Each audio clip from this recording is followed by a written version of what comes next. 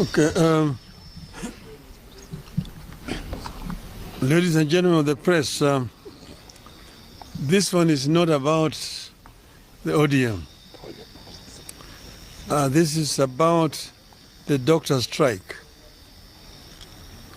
We have reviewed the fact that members of the 7,000 strong Kenya Medical Practitioners, Pharmacists and Dentists Union have been on strike since March 13th to demand better pay, and the strike has disrupted healthcare in the country's 57 public hospitals.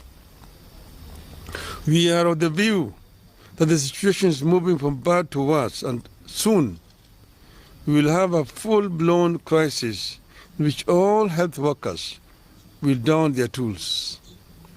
Already, clinical officers have joined. I therefore have a personal appeal to both the government and the doctors.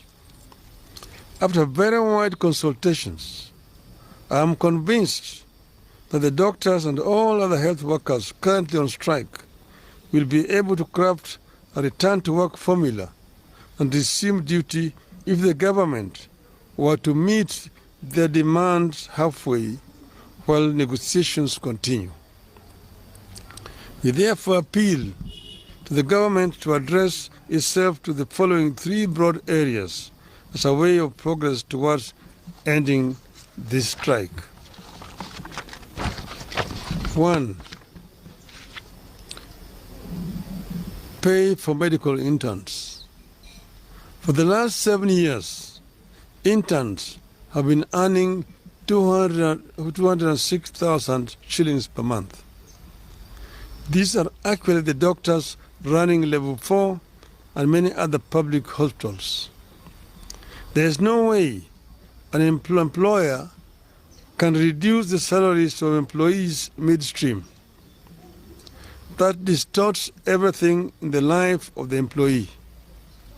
I therefore ask the government to reinstate the 206,000 shilling pay for interns until the next CBA negotiation, which is around the corner, kicks in. During that next round of negotiations, both parties will put their cases on the table for consideration. 2. Fees and salaries for doctors pursuing further studies. Counties are supposed to pay salaries of doctors who are enrolled for further studies like master's degree, while the Ministry of Health is supposed to pay fees. My understanding is that while counties have kept their side of the arrangement, the Ministry of Health has failed to do so since 2018.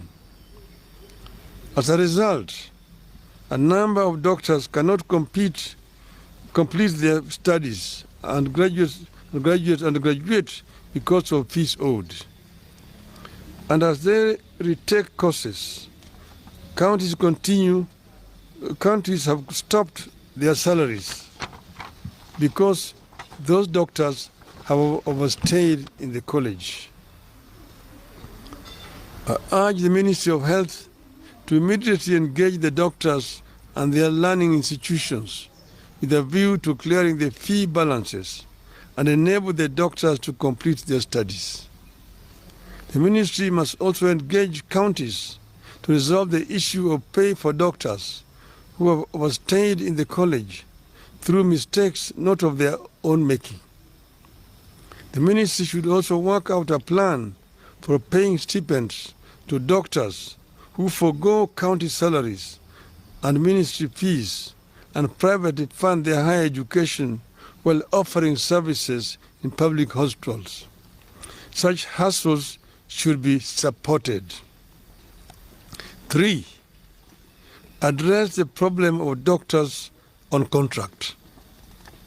I have been shocked to learn that some of our high-end hospitals are hiring doctors on as short as a month, 2-month or 3-month contracts. This is wrong. The ministry is failing to stand up for the doctors to prevent their exploitation and exposure to the unfair practices. This ministry must lay down the rules that ensure fair, respectful, and sustainable labor practices by both the public and private health providers. 4. Equal pay for equal work. Doctors are complaining about a free-for-all system where some employers have the free hand to decide what to pay. The result has been a very unequal system where doctors hired to do the same job experience huge variation in salaries. The medical profession is too important to be managed so casually. The ministry must intervene for the doctors. 5. And procedural termination of services. I have terminated contracts of the doctors for one reason or another to reconsider their actions and engage the doctors. The counties that have done so or are in the process of doing so know themselves. I request them to reconsider their steps.